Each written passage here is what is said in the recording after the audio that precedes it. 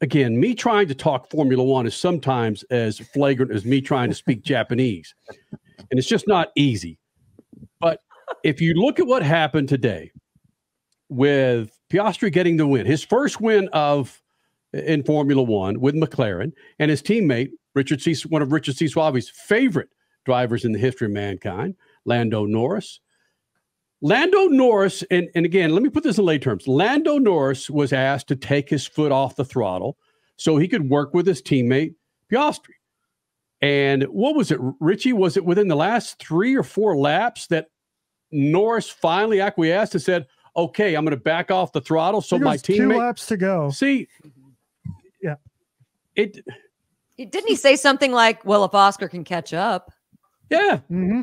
That's my feelings exactly. And speaking of team orders, we've been talking about this for 20 plus years in drag racing. When a John Force teammate would line up against 2 John Force, you kind of knew what was going to happen. You knew if John Force or that other teammate were running for a championship, you kind of knew what was going to happen if that was the final. Are you talking about Tony Pedregon? Not just John Force. It happened with Don Schumacher Racing, and it's happened in all forms of racing. That's just the only comparison I could bring up immediately. But asking a driver to back off the throttle to benefit his teammate. No, it's to benefit the team. It's a tough freaking call to give a win to another teammate when you might have a shot. Somebody help me out here. Well, yeah. No. The team championship in Formula One is probably more important than any other form of racing that we talk about. So, yes, they tried to say that you're doing this for the team. And they sort of told Lando Norris that you're going to need Piastri later this year if you're going to go for a championship. So you better work this out now. And Norris is saying, if he ain't fast enough, tough. But, they finally worked it out. Somebody got to Norris, probably on one of the back channels that they use that's not monitored by the public, and said, look, clown, figure this out. But Piastri needs to win this. And if you can't handle it, then we could go in the booth and talk about this after the race. But the main thing, and I kind of mentioned this earlier in our text thread, what if Lando Norris's contract pays him some additional money per win, or if he reaches a point, 5 or 6 wins a year, he has a bonus. And, that would be a difficult thing to slow down and let Piastri win, especially if Piastri can get by, then that's cool. I'm not going to fight him for that. But if I have to stop on the track and wait for him to catch me, well, then that's something else entirely. That's what I don't like about this. It's like, may the best man win. Well, that didn't happen today. Piastri was not the fastest. Lando Norris was. Yes, he was. Yes, he was. At the beginning of the race. At the beginning. Okay. But he had a problem about 2/3 of the way through the race, went off track. Norris got back in front, and Norris was controlling the race at that point, and Piastri wasn't catching him. And that's when all this discussion back and forth was going on between the team and Lando. But still, if another driver goes off in another series, and let's just say Kyle Larson and Chase Elliott, let's put this in NASCAR terms. If Chase Elliott's the fastest guy at the beginning of a race, but he goes off towards the beginning of a race and comes back on in 5th and has a great race, but Kyle Larson ends up leading, and then 2 laps to go, Kyle's clearly the fastest car. Why would you say, Kyle, pull over? Because Chase should have won this race at the beginning. He just had a hard time going off on a berm. It just doesn't make any sense.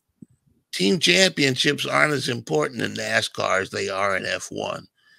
There's a lot of money for these teams, technical contracts and all sorts of things. And these Wall Street investors that are coming in, they want to see the team. They're not buying Lando Norris or Oscar Piastri. They're buying McLaren Racing, McLaren Technologies. So they want to see McLaren Technologies beat Red Bull or Mercedes. Which I get, but, and correct me if I'm wrong here, because obviously I spent my day at the Brickyard. I didn't watch this race. I only read about it post, but weren't they running 1-2 anyway? So the team would have benefited just the same, a 1-2 finish? Yeah, but there was like a 5-second difference, and this allowed Piastri to get his first win of his young Formula One career. So, yeah, and at some point, they kept reminding Norris that you're going to need him later in the year and, you know, help the team here because the team is going to help you eventually. You guys are missing the point. You guys are missing the point entirely here. Completely missing the point because you guys are giving a pass to Lando Norris for being the biggest douchebag in the history of Formula One. What has he done? What has he done in the sport in Formula One? He's won one race. And you know what? That one race win was at Miami this year, and he got gifted that because the caution came out at the right time, or else Max Verstappen would have beat him. Throughout the entire season, in the last 5 or 6 races, Lando Norris and McLaren have had the fastest race car on track. He's had the pole multiple times. And before this, McLaren's only had one win. He's botched every chance he's gotten to win races this year. So, some in part due to McLaren because they can't figure out get their head out of their own butts basically half the time because of mistakes they're making in terms of strategy calls. And that's what happened today, Crash. That's what happened today. Piastri got the better start. Lando started on pole. He botched it. Piastri got away clean. He led for the entire race. And then heading into the final stint, McLaren botched it. And instead of allowing Piastri to undercut everybody else and keep the lead, they decided to give Lando that undercut instead, and that put Lando out in front. And then Lando has the gall, despite winning nothing, despite having no Formula One history, go, I'm not going to listen to you. I'm not going to listen to you. I'm going to bitch and moan until you give me what I want.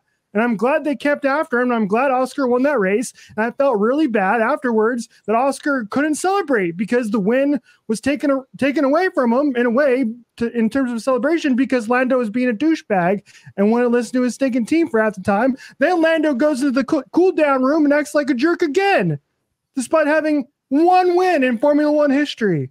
He's getting on my nerves. Oh, we hadn't noticed. Yeah, wow. I can't wait for closed caption to close caption that. Thank you for letting me get that off my chest. Yeah. Okay, well, Richie, let me turn the table. What if Lando said, "Hey, there, what is Piastri from Australia? He's from down under. Hey, Aussie boy, go right ahead," and just kind of put the red carpet out and said, "Pass me. It's all about the team." Wouldn't we be saying? Well, not you. No. Not you, Richie. But would we be saying, oh, Lando, what a wussy. No. Giving up the race like that. No. Because like I said, Piastri should have won that race if McLaren didn't botch the strategy in the first place, or we wouldn't even be here talking about it.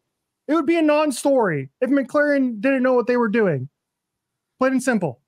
But teams botch strategies all the time. And so, okay, I understand that there's two elements here. Not only did Piastri go off track, but then the team also botched a strategy a little bit further down the road. But still, that happens, and you just kind of suck it up and you deal with it. I mean, I feel bad for Piastri, but I also like your Lando Norris rant, so I'm not going to argue any farther.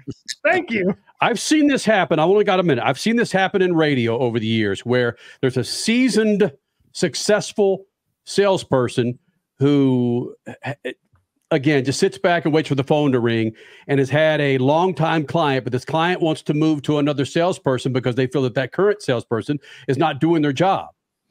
And that current salesperson who's had the client for 10 years said, there's no way I'm giving this thing up.